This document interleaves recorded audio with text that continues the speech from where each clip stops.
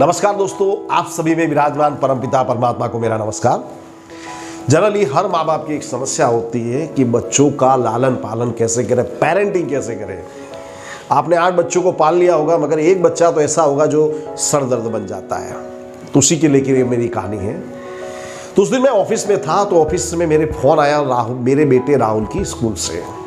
वो 3 दिनों से स्कूल नहीं आया। मेरा गुस्सा 7वें आसमान पे पहुंच गया।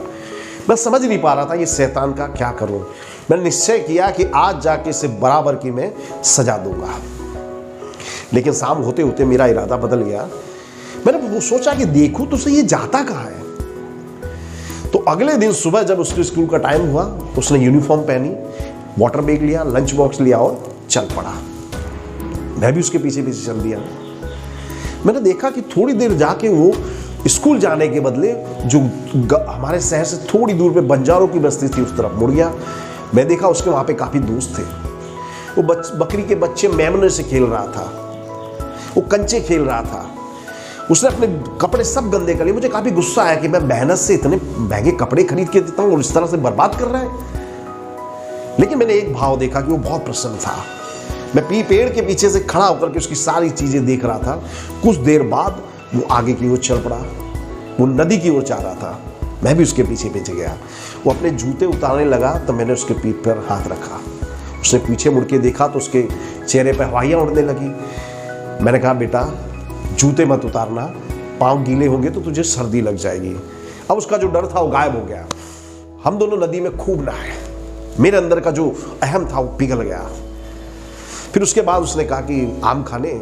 मैं कहा हाँ। बोले कहाँ पे? बोले आम का बगीचा है, वहाँ पे चलते हैं। तो हम दोनों दौड़े दौड़े आम के बगीचे में गए।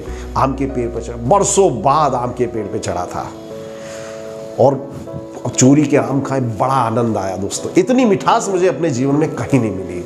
पेड़ों पे चढ़ा तो मुझे एहसास हुआ कि ऊंचाई क्या होती है। और इतने में आ गया बगीचे का माली। उसने हम दोनों को दौड़ाया। हम दोनों बेतहासा दौड़ रहे थे, हंसते जा रहे थे, एक दूसरे को देख करके हंस रहे थे। और माली हमारा पीछा कर रहा था। अब भागते भागते आए और इतने में बारिश चालू हो गई। बारिश में पहली बार भीगा दोस्तों। मन के सारे विकार थे, सारे अहम थे, सब घुल गए। बारिश की जो बूंद थी उसने मेरी अंतरात्मा को छुआ। दोनों ने बारिश का आनंद लिया। और जब घर पे आए तो काफी शाम हो गई थी। दोनों सकपकाए से घर में घुसे। तभी मेरी पत्नी ने कहा कि पहले तो बेटा ही बंक मारता था, बाप भी ऑफिस में बंक मारने लगा। हम दोनों ने एक दूसरे को देखा, हंसे, कुछ नहीं कहा।